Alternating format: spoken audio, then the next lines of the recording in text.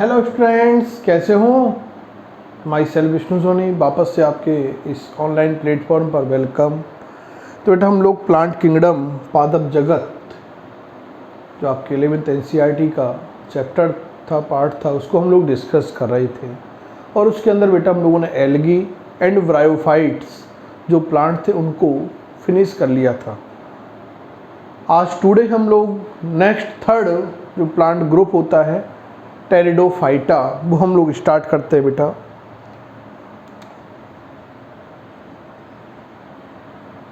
Pteridophyta जो पादपों का तीसरा समूह है, उसके बारे में हम लोग डिस्कशन स्टार्ट करते हैं।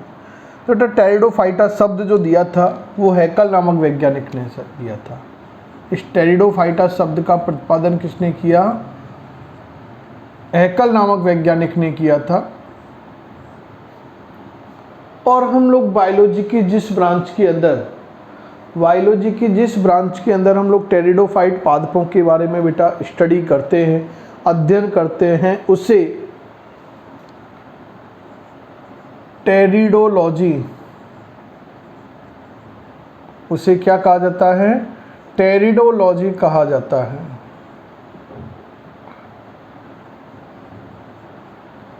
क्लियर बेटा? आगे हम लोग नेक्स्ट डिस्कस करते हैं कि जो टेरिडोफाइट पादप होते हैं ये बेटा किसी स्थलीय भूभाग के ऊपर रेंग कर गति करते हैं। जिस प्रकार से जो कॉर्डेटा होता है संघ, उसके अंदर जो रेप्टाइल्स वर्ग होते हैं, सरीसृप वर्ग होता है, इसलिए इसे पादप जगत का रेप्टाइल्स कहा जाता है। पादप जगत का रेप्टाइल्स कहा जाता है। यदि पादप जगत के उभयचर की बात करें तो ब्रायोफाइट, और पादप जगत के रेप्टाइल्स की बात करें तो वो कौन होगा? आपके टेरिडोफाइट्स होंगे। क्लियर? क्यों होंगे वो कारण आपको बता दिए, क्योंकि ये ऊर्ध्व रूप से क्या करते बेटा? वृद्धि करते, सतह पर रेंगते हुए वृद्धि करते हैं। आगे बेटा मैं बात करता हूं कि टेरिडोफाइट जो पादप हैं ये आप लोगों के प्रथम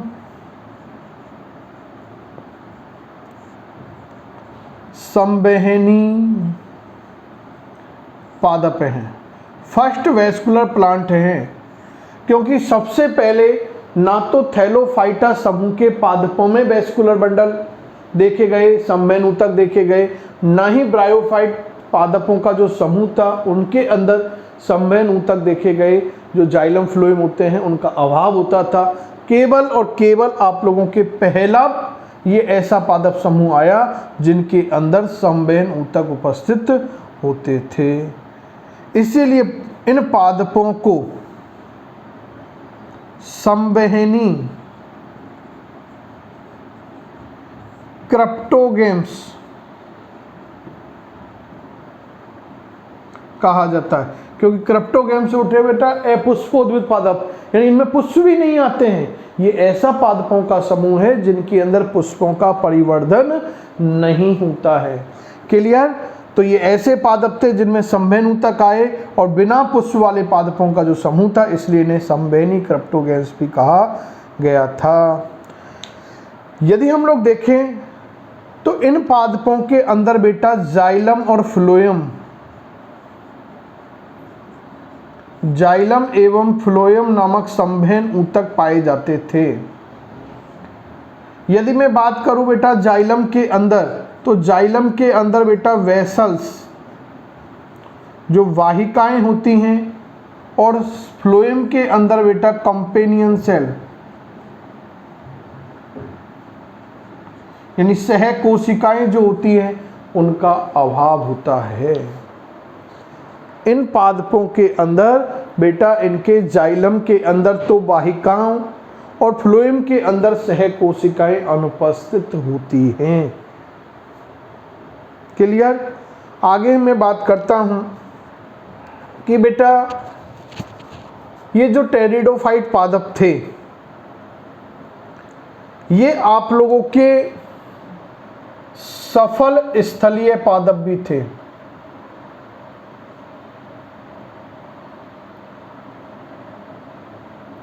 क्योंकि प्रथम स्थलीय पादप की बात करें तो ब्रायोफाइट थे, लेकिन सफल स्थलीय पादप की बात करें तो वो कौन थे?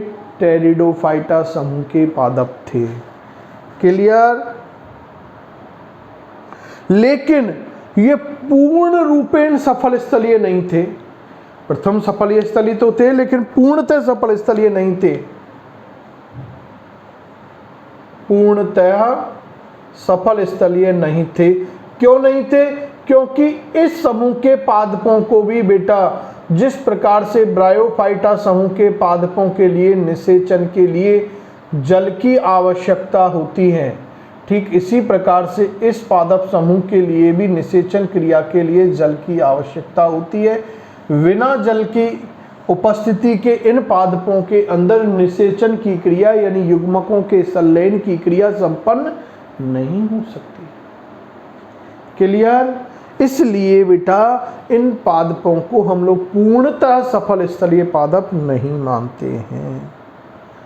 आगे बेटा मैं यदि इसकी बात करूं, वितरण की बात करूं, तो सामान्यतः जिस प्रकार से ब्रायोफाइट पादप बेटा नम और छायादार स्थानों पर पाए जाते थे, ठीक इसी प्रकार से ये पादप भी नम एवं छायादार स्थलों पर पाए जाते हैं। इसीलिए इन पादपों को भी बेटा छाया प्रिय पादप कहा जाता है, स्कियोफाइट्स कहा जाता है। इसलिए इन पादपों को भी बेटा ब्रायोफाइट पादपों के समान छाया प्रिय स्कियोफाइट्स कहा जाता है। क्लियर? अगले कंसेप्ट की ओर चलें बेटा। आगे मैं बात करता हूं बेटा कि इस समूह के पादपों का सर्वाधिक जो उपयोग किया जाता था वो औषधीय क्षेत्र में किया जाता है बेटा। सर्वाधिक उपयोग की यदि मैं बात करूं तो इसका उपयोग औषधीय पादपों के रूप में किया जाता है ना। होम्योपैथिक औषधि भी बनाई जाती है इससे, है ना। लाइकोपोडियम टेरिडोफाइटिक पादप आएगा तो लाइकोपोडियम होम्योपैथिक एक औषधि होती है। ऐसे कई औषधियां हैं जिनके निर्माण में इन पादपों का उपयोग किया जाता है। क्लियर? मेडिकल साइंस में काम आएगा बेटा आपकी। जब नीट क्वालिफाई हो जाओगे ना, तब एमबीबीएस करने जाओगे, तो वहाँ पर इन प्लांटों के बारे में भी आपको इंफॉर्मेशन होनी चाहिए। क्लियर? आगे मैं बेटा बात करता हूँ कि ये जो पादप होते हैं इनका उपयोग बेटा शोभाकारी पादपों के लिए भी, ऑर्नामेंटल पादपों के रूप में भी इनका उपयोग किया जाता है। शोभाकारी पादपों के रूप में भी इनका यूज किया जाता है।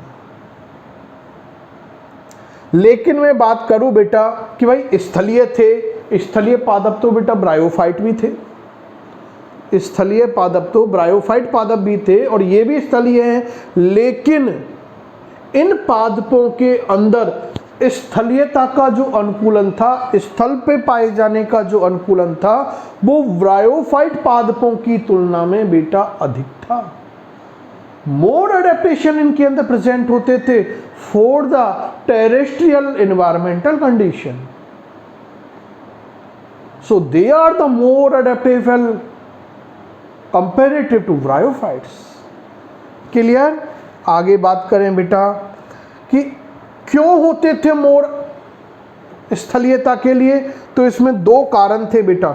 एक तो इन पादपों के अंदर संवेनु तक पाया जाता है और एक इन पादपों के अंदर बेटा जड़ें भी आ जाती थी, रूट भी पाई जाती हैं। लेकिन हम लोगों ने ब्रायोफाइट तक तो रूट सम स्ट्रक्चर देखी थी, वास्तविक रूट नहीं देखी थी। रूट के समान स्ट्रक्चर पाई जाती है जिन्हें मूलाभास बोलते थे।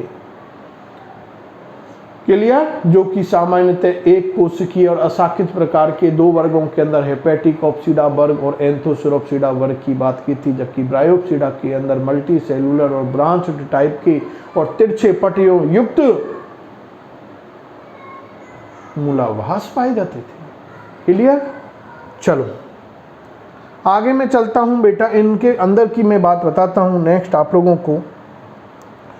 तो यदि इन पादपों के बात करें बेटा, टेरिडोफाइटा समूह के पादपों की हम लोग बात करें, तो इस समूह के पादपों का बेटा जो शरीर होता है मुख्य पादप शरीर की यदि मैं बात करूं बेटा, मुख्य पादप जो शरीर होगा, अभी तक तो हम लोगों ने देखा था बेटा कैसे होते थे, युग्मकोद्भिद होता था, गैमेटोफाइट होता था, मतलब पादप शरीर जो होता है वो जड़, तना और पत्तियों के अंदर विभेदित नहीं होता था। लेकिन टेरिडोफाइटा समूह के अंदर बेटा जो मुख्य पादप शरीर होगा, मेन प्लांट बॉडी होगी, वो कैसी होती है, बीजाणुद्भिद प्रकार की होती है। कैसी होती है, बीजाणुद्भिद होती है, स्पोरोफिटिक होती है। और बेटा जो स्पोरोफिटिक बॉडी होगी ये जड़, तना और पत्तियों के अंदर विभेदित होती है। क्लियर। अब मैं बात करूंगा 1 बाय 1, तीनों भागों की बात करेंगे अपन लोग, जड़ की भी बातें करने वाले हैं, यहाँ पर रूट के बारे में भी हम लोग बातें करेंगे, तने के बारे में भी बातें करेंगे, स्टेम किस प्रकार का होगा उसकी भी हम लोग यहाँ पे बात करेंगे, और बेचारी जो लीव्स होती हैं, पत्नियाँ होती हैं, उनकी भी बात करेंगे। अरे पत्तियों की है ना, पत्नियाँ मत लिख देना, पत्तियों की, लीफ की भी हम लोग यहाँ पर बात करने वाले हैं। क्लियर। तो बेटा इनके अंदर टेरिडोफाइट जो पादप होते हैं, इन टेरिडोफाइट पादपों के अंदर सबसे पहले बनने वाली जो जड़ें होंगी वो प्राथमिक जड़ें होती हैं। कौन सी जड़ें होती हैं, प्राथमिक जड़ें होती हैं। क्लियर। और कोई दिक्कत यहाँ पर, तो प्राथमिक जड़ें होती है, और ये जो जड़ें होती हैं ये कुछ समय तक ही क्या रहती हैं, जीवित, जो कुछ समय तक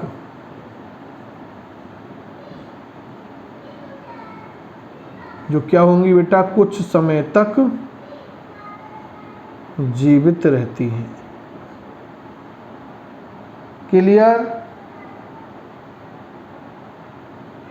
इसके बाद मैं बातें करता हूं बेटा तने की, स्टेम की मैं यदि बात करना चाहूं, और आगे एक और रूट में बात कर लेते हैं जो कुछ समय तक जीवित रहती है, और आगे चल के ये प्राथमिक जड़ें किस में बदल जाती है बेटा, अपस्थानिक बन जाती हैं, अपस्थानिक बन जाती हैं, अपस्थानिक जड़ें बन जाएंगी। तने की मैं बेटा बात करना चाहूं तो इस ब्रायोफाइट पादपों का जो तना होता है बेटा, इरेक्ट ऊर्ध्व होगा या विसर्पी प्रकार का होता है, या तो सीधा हो सकता है या ये रेंग के गति दर्शा सकता है, क्रीपर हो सकता है। क्लियर। और आगे हम लोग बेटा कह रहे हैं, इसके अंदर एक कंसेप्ट बोलना चाह रहे हैं, वो ये है कि टेरिडोफाइट्स में जब तना भूमि के अंदर विसर्पी होता है तब इसे बेटा प्रकंद कहा जाता है, राइजोम कहा जाता है, जो तने का रूपांतरित भाग होता है। क्लियर। तो उसे क्या कहेंगे, प्रकंद कहा जाएगा। जब ये विसर्पी होगा तो उसे प्रकंद, राइजोम कहा जाता है। पत्तियों की बेटा मैं यहाँ पर बात करना चाहूँ तो ब्रायोफाइट पादपों के अंदर 2 प्रकार की पत्तियां पाई जाती हैं। कैसी पाई जाती हैं, 2 प्रकार की पत्तियां पाई जाती हैं, एक छोटे आकार वाली और एक बड़े आकार वाली पत्तियां होंगी। तो पहली जो मैं बात करूंगा बेटा वो है आपके लघु पर्णी, और मैं दूसरी यदि मैं बात करूं बेटा तो वो क्या है, गुरु पर्णी। 2 प्रकार की पर्ण होंगी इन टेरिडोफाइट पादपों में। लघु पर्णी खुद पता चल गया कि इन पादपों के अंदर पत्तियां कैसी होती हैं, लीव्स कैसी होती हैं, छोटी होती हैं, लघु होती हैं। और तना कैसा होता है बेटा, इनका स्टेम कैसा होगा, बड़ा होता है। जबकि यहाँ उल्टा हो जाएगा, गुरुपर्णी के अंदर लीव्स जो होंगी, पत्तियां जो होंगी बेटा वो बड़ी हो जाएंगी, और तना कैसा हो जाएगा, छोटा हो जाता है। तो ऐसे पादपों को लघुपर्णी पादप और गुरुपर्णी पादप या लघुपर्णी टेरिडोफाइट्स और गुरुपर्णी टेरिडोफाइट कहा जाता है। लेकिन क्वेश्चन उठता है कि ये इस प्रकार के पादप कौन से होंगे, तो बेटा लघुपर्णी यदि मैं पादप की बात करूं तो वो होगा सिलेजीनेला। सिलेजीनेला का जो पादप होगा वो कैसा है बेटा, स्लेजिनेला एस से स्टार्ट होता है, एस यानी स्मॉल, तो याद रखने ना लघु पर्णी है ना, याद कराने की ट्रिक बता देता हूँ। और गुरु पर्णी की बेटा बात करो तो फर्ण होंगे, क्योंकि सामान्य भाषा में टेरिडोफाइट पादपों को फर्ण कहा जाता है। तो फर्ण कैसे होंगे बेटा, गुरु पर्णी होंगे। क्लियर? तो ये चीज़ें आप लोगों को याद रखनी है। यहाँ तक कोई एनी डाउट हो तो बताओ बेटा। मेरे हिसाब से शायद अपन लोग हर कंसेप्ट को अच्छे से समझते हुए चल रहे हैं, एनी कोई डाउट नहीं आने चाहिए। क्लियर बेटा? तो इन गुरु पर्णी और इनकी मैं यदि बात करूं तो यहाँ आपको कह रहा था कि ये फर्ण होंगे। क्लियर? फर्ण क्या है? टेरिडोफाइट पादपों का सामान्य नाम है, याद रखना है। जैसे वहाँ पर लोगों ने ब्रायोफाइट के अंदर देखे थे ना, लिवरवर्ट, हॉर्नवर्ट, मॉस ना, इसी प्रकार से इन्हें बेटा क्या कहा जाता है, फर्ण कहा जाता है। कोई दिक्कत यहाँ तक? आगे बढ़े हैं, चलो नेक्स्ट कंसेप्ट की ओर चलते हैं। टेरिडोफाइट पादपों के अंदर बेटा हम लोग, तो मैं टेरिडोफाइट पादपों के अंदर नेक्स्ट कंसेप्ट की बात करने वाला हूँ। और वो नेक्स्ट कंसेप्ट क्या है कि टेरिडोफाइट जो पादप होते हैं, इन टेरिडोफाइट पादपों के अंदर बेटा जो जनन होता है वो बीजाणुओं के द्वारा संपन्न होता है, स्पोर्स के द्वारा संपन्न होता है।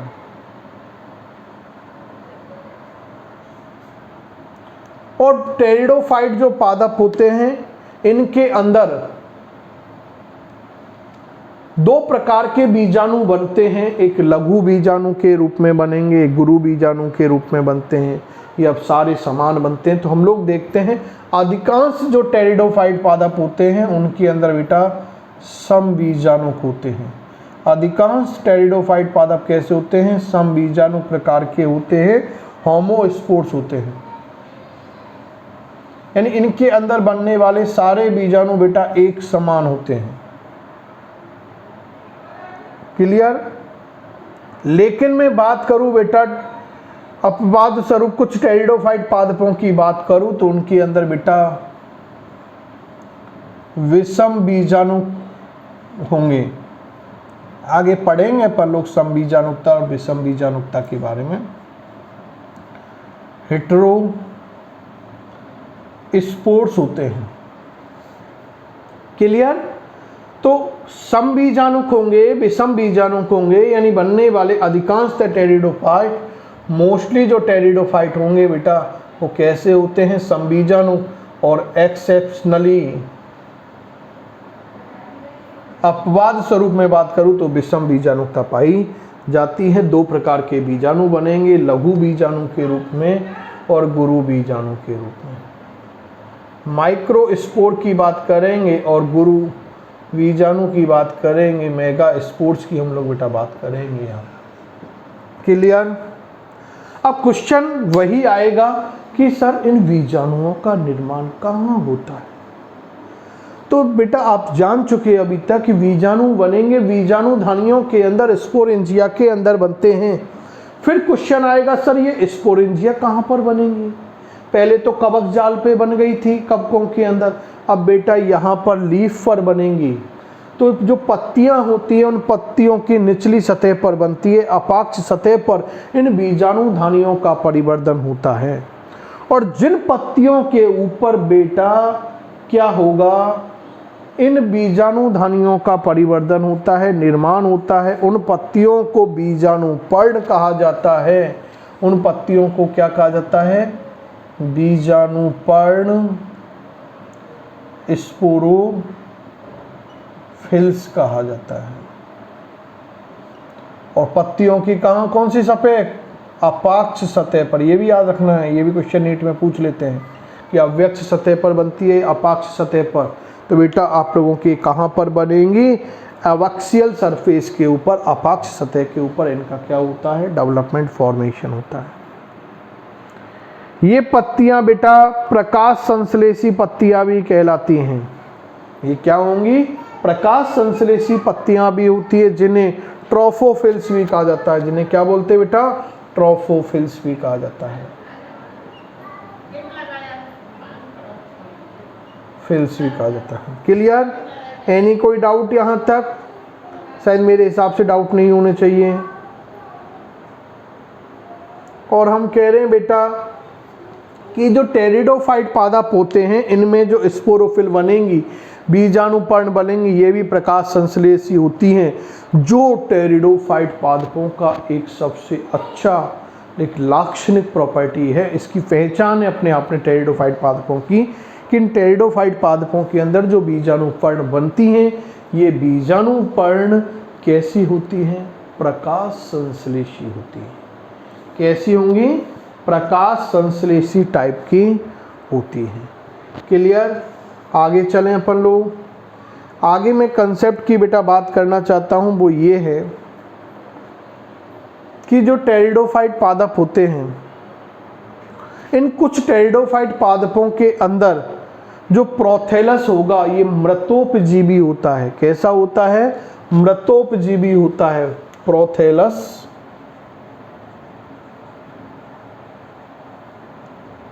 होगा वो कैसा होता है? सैप्रोफिटिक होता है, मृतोपजीवी होता है।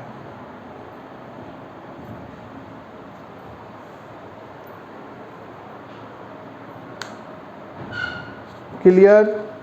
तो ये आप लोग पॉइंट मेंशन करूं, किया बेटा नोट। अब हमारे पास क्वेश्चन उठता है कि बेटा what are the prothallus? Prothallus क्या होता है? तो बेटा जो हम लोगों ने देखा है कि बीजाणुधानियों के अंदर जो बीजाणु बनते हैं, इन स्पोर्स के बीजाणुओं के का जो अंकुरन होता है वो एक्सोस्पोर्सिक होता है, यानी बीजाणुधानियों के बाहर होता है। कहाँ होगा? बीजाणुधानियों के बाहर होता है, भूमि के अंदर होता है। और हम लोग कह रहे हैं कि इन बीजाणुओं के अंकुरन के द्वारा, इन बीजाणुओं के अंकुरन के द्वारा एक स्पष्ट छोटी और बहुकोशिकीय युग्मकोद्भिद का निर्माण होता है। छोटा स्पष्ट और बहुकोशिकीय युग्मकोद्भिद बनता है जिसे प्रोथेलस कहा जाता है। तो बीजाणुओं के अंकुरन के द्वारा निर्मित स्पष्ट छोटा और बहुकोशिकीय युग्मकोद्भिद प्रोथेलस कहलाता है। क्लियर? एनी कोई डाउट? नहीं? आगे बढ़ सकते हैं। चलो बेटा आगे हम लोग बेटा बात करते हैं अब इनके अंदर कि इन टेरिडोफाइट पादपों के अंदर भी बेटा जिस प्रकार से ब्रायोफाइट पादपों के अंदर जननांगों का निर्माण होता था, ठीक इसी प्रकार से इस टेरिडोफाइटा समूह के पादपों के अंदर भी बेटा क्या होता है? जननांगों का निर्माण होता है। क्या होता है? जननांगों का निर्माण होता है और इसी युग्मकोद्भिद पर होता है। युग्मकोद्भिद पर होता है। नर जननांग जो बनेगा वो पुंधानी के रूप में बनेगा। नर जननांग एंथ्रीडियम के रूप में बनेगा, पुंधानी के रूप में बनता है। और जो बेटा मादा जननांग बनेगा, ये मादा जननांग स्त्रीधानी के रूप में बनता है, आर्चिगोनियम के रूप में बनता है। पुंधानी के अंदर बेटा पुमनुओं का परिवर्धन होता है, एंथ्रोजॉइड बनता है। और स्त्रीधानी के अंदर बेटा एग सेल का, अंड कोशिका का निर्माण होता है। अब जो पुंधानी के अंदर बेटा जो पुमनु बन रहे हैं ये सामान्यतः कैसे होते हैं? बहुकशाभिक होते हैं।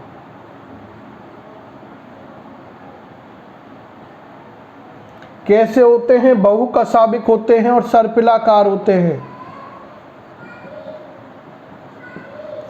लेकिन मैं बात करता हूं सिलेजीनेला पादप की। अपवाद स्वरूप सिलेजीनेला जो पादप होता है, इस सिलेजीनेला पादप के अंदर बनने वाले जो पुमनु होंगे बेटा ये कैसे होते हैं? आप लोगों के तर्कु रूपी होते हैं और द्विकशाभिक होते हैं। तो अपवाद याद रख लेना सिलेजीनेला का। और जो अंड स्त्रीधानी के अंदर बेटा अंड कोशिका बनेगी। अब आती है बेटा जब नर जननांग बन गए, उनमें युग्मक बन गए। अब युग्मकों के मध्य में संलयन होगा। तो जिस प्रकार से हमें प्राइमरी भी हमें पहले भी बता चुके हैं बेटा भी आपको कि जिस प्रकार से ब्रायोफाइट पादपों में निषेचन की क्रिया के लिए जल की आवश्यकता होती है, ठीक इसी प्रकार से इन टेरिडोफाइटा समूह के पादपों के अंदर भी निषेचन क्रिया के लिए जल की आवश्यकता होती है। और जल के अंदर जो निषेचन होता है या जल के माध्यम से जो निषेचन होगा उसे जॉइडोगेमी कहा जाता है बेटा, उसे क्या बोलते हैं, जॉइडोगेमी कहा जाता है।